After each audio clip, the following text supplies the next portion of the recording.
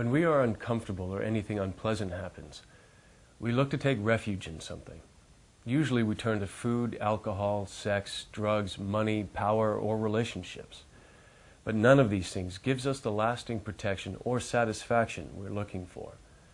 When you understand you can't find lasting happiness in samsara, then the desire to find true refuge becomes strong. In Buddhism, we take refuge in the three jewels, the Buddha, Dharma, and Sangha. The Buddha is like the doctor who understands your disease and knows how to treat it. The Dharma, his teachings, is the medicine he prescribes, and the Sangha is the spiritual community that helps you to take the medicine. To take refuge is to finally seek protection from suffering in a way that can really help you. When we think about the ultimate nature of reality and what causes us to suffer, this is the true meaning of refuge.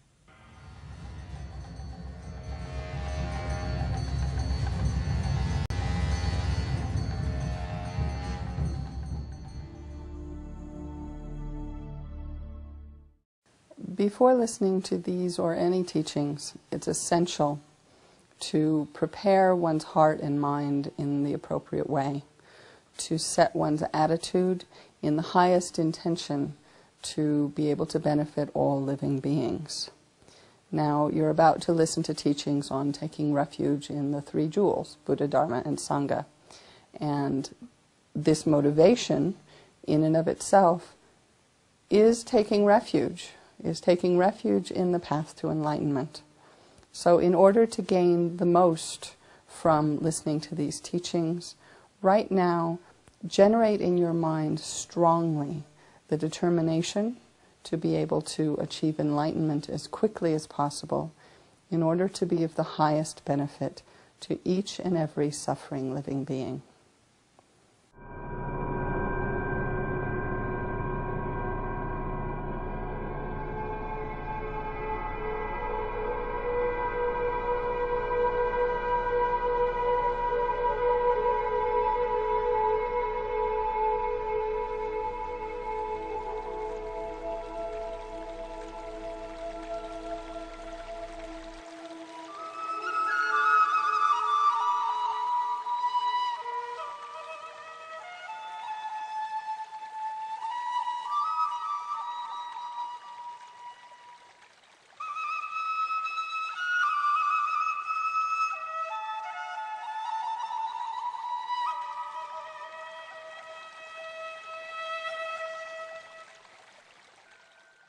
We may think that taking refuge is just a Buddhist thing, a Buddhist topic, but actually we've been doing it all our life.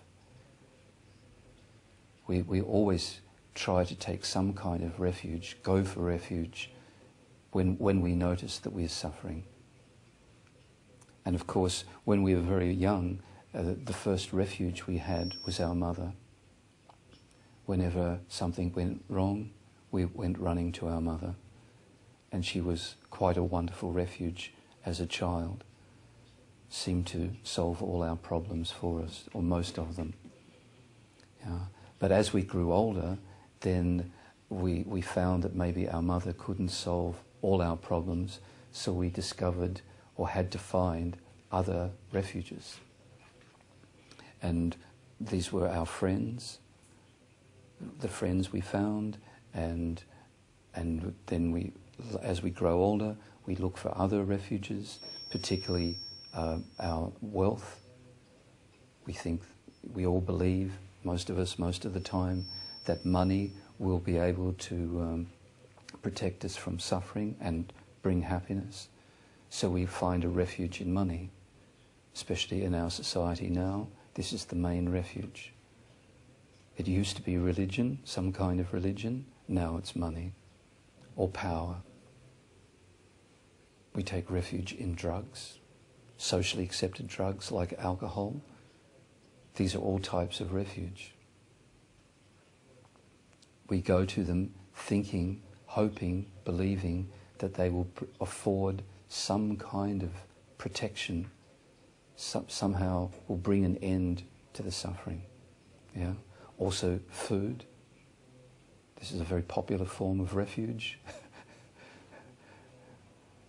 Sex. Everything we do, actually, is some kind of refuge from suffering, and also at the same time, we hope not only will it stop the suffering, but bring happiness. But we discover with experience that all these different things that we've relied on as some kind of refuge are not a complete refuge. They don't completely solve our problems. They don't bring an end to our suffering completely. And maybe some of us come to the Buddha Dharma because we've discovered that the things we've relied on in the past to overcome our suffering and bring some happiness, not one of them really works, and even all of them together, all of these ordinary forms of refuge, even all of them combined, don't work. They don't really stop our suffering, and especially the causes of our suffering.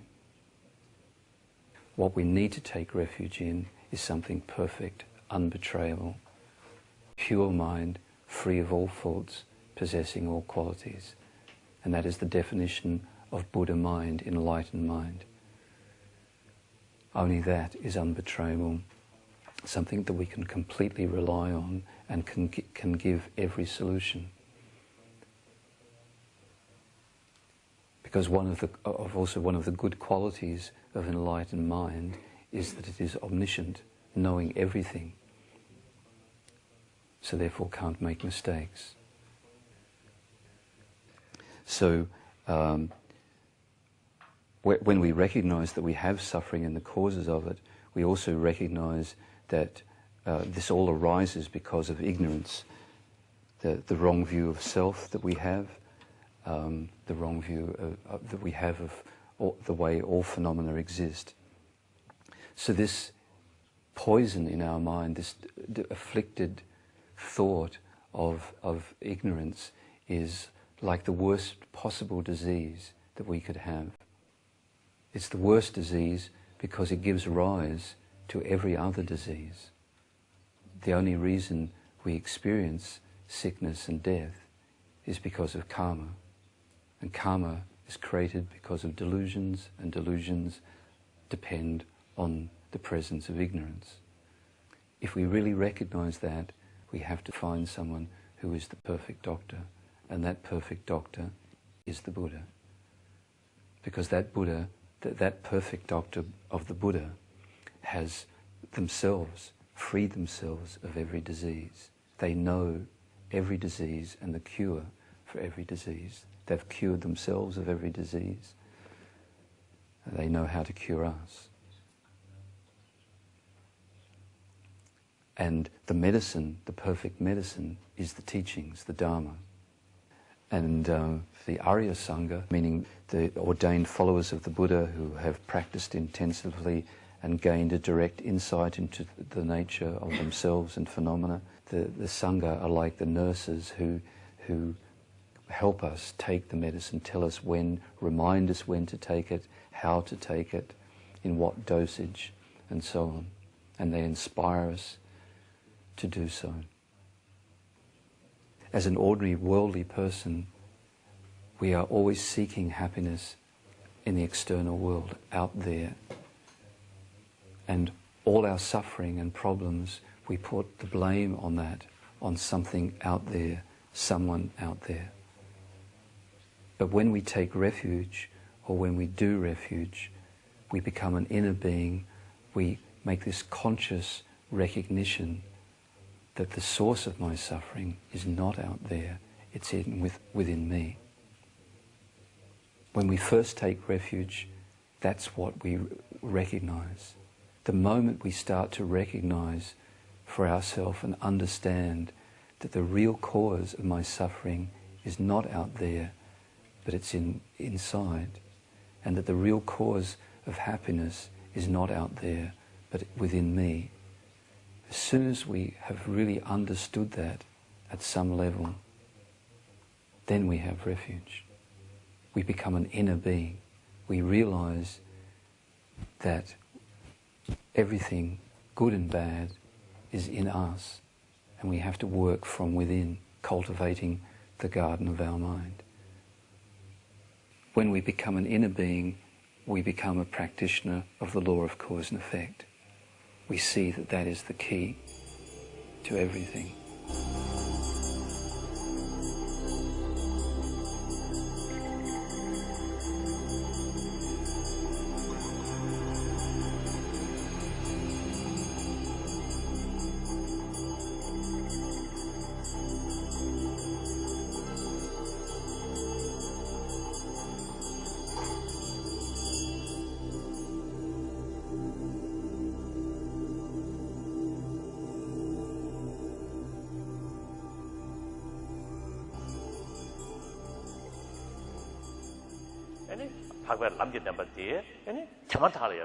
So as in conventional expression we say that if there is a thread, seek a refuge somewhere. So similarly in the context of spiritual practice, to protect oneself from the threat of unfortunate or unfavorable rebirth, one needs to seek refuge in the three jewels. So when we speak about taking refuge in the context of Buddhism, we must understand that actually there are different levels of refuge and different types of refuge. For example, the highest form of refuge would be that of a Mahayana practitioner, where the refuge that you are seeking from is the thread of being caught in the extremes of samsaric existence on the one hand and isolated nirvana, solitary nirvana on the other. So to be protected from these two extremes of samsaric existence and peace, you seek the attainment of Buddhahood, that is the embodiment of Dharmakaya, the Buddha body of reality, and Rupakaya, the Buddha body of perfect form. And not only that, but also you seek such an enlightened state for the benefit of all sentient beings. And this kind of going for refuge to the Buddha, Dharma and Sangha is that of the Mahayana practitioner. And also the refuge that you are seeking from is much more comprehensive. So then we can also recognize a second level of going for refuge, where the protection that is being sought from, the refuge that is being sought from, is the suffering of conditioning, the pervasive conditioning, and also the suffering of being caught in cyclic existence, and also your fear of the destructive power of all the negative emotions and thoughts. And in order to seek refuge from that, you go for refuge to the Buddha, Dharma and Sangha, and which embodies the total transcendence of cyclic existence and the sufferings, particularly the suffering of conditioning. And then there is also again a third level of third kind of taking refuge, where the spiritual aspirant is seeking refuge only from a sort of an immediate thread, which is the thread of being reborn in the lower realms of existence and having a tremendous sense of fear for that possibility, and then seeking refuge in the Buddha, Dharma and Sangha to provide protection from that. And here, so when we talk about this kind of refuge, the thread that we are seeking refuge from is the possibility of suffering in the lower realms of existence. So when we think about lower realms of existence, we should not think of a place so far away in the distant future. This is not really the case, because what divides us from the present moment and such a possibility of next life in the lower realms of existence is simply the continuity of this breath that we all inhale and exhale. The moment that ceases, the next life is right there in front of you.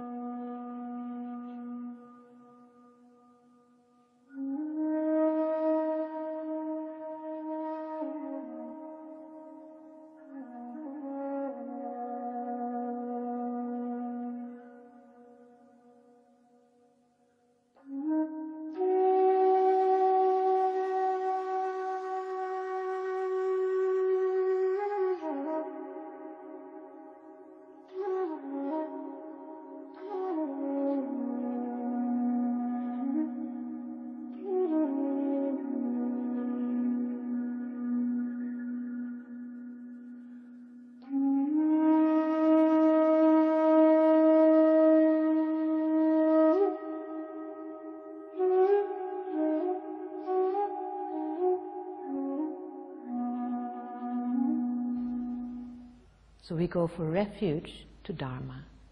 When we go for refuge to Dharma, we go for refuge to Buddha, who taught the Dharma.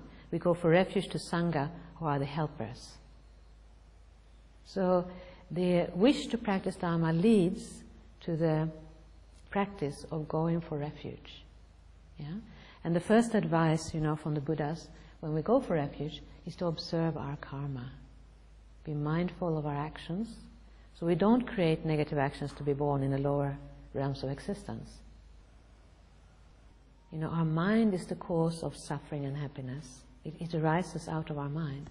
So it's much more important to protect our mind than to protect our body. It's much more important to protect a positive, state of mind than to protect our possessions, our body, and external things. Yeah? But we have a habit of thinking they are more important than our mind. So we trash our mind and we protect our body. We have to learn how to accept trashing our body to protect our mind.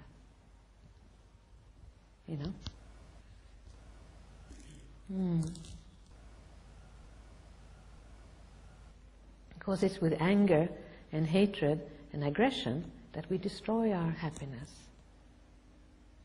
So my purpose is not to harm others.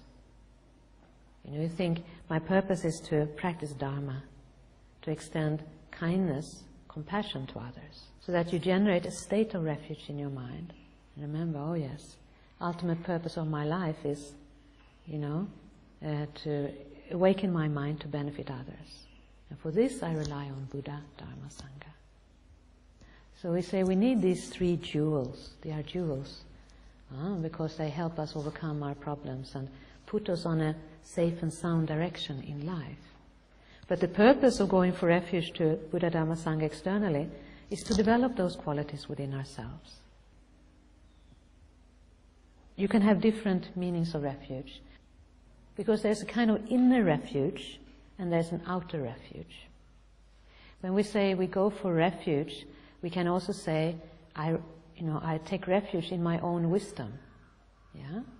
But since our wisdom is limited and we need to develop our wisdom, we have to rely on beings with greater wisdom than ourselves. So that's why we rely on Buddha, who teaches perfect wisdom. So we go for refuge to Buddha, that's external refuge, to develop our own inner refuge. And then we go for refuge to Dharma, which is the wisdom itself, in the mind of Buddha. In the mind of Buddha, that perfect wisdom, understanding relative and ultimate truth, understanding the law, cause and effect, And so we go for refuge to that wisdom to gain perfect wisdom ourselves. Yeah? That's the Dharma. And then we go for refuge to Sangha, because Sanghas are the helpers on the path, They say that this state of refuge, generating a state of refuge and compassion completely stops lower rebirth. It is impossible to take a lower rebirth when your state of mind is focused on refuge and compassion. It blocks. So that's the best state of mind for us ordinary people to die in, to actually be in a state of mind of refuge, bodhicitta, compassion.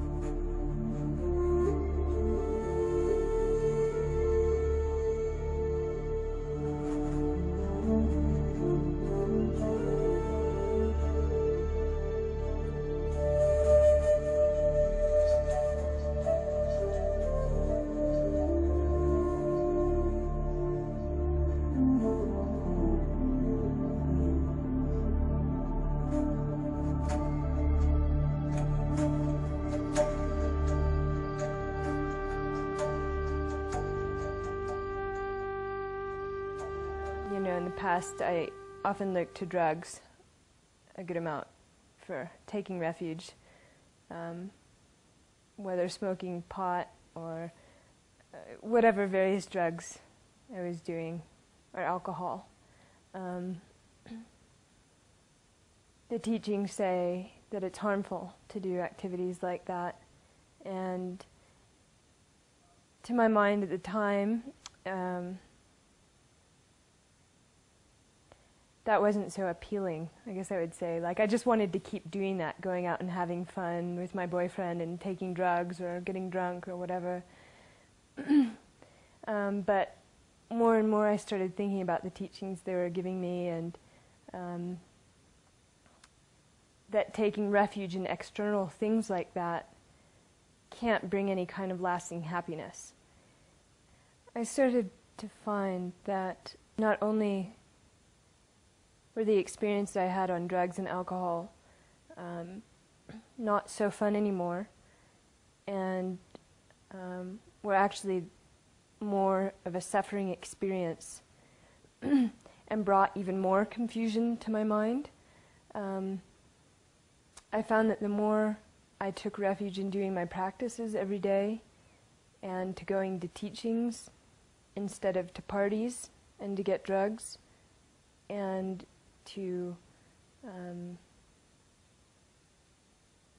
voluntarily trying to quiet my mind, that the teachings were working and that I was finding more stability inside, more peace, more ability to work better at my job.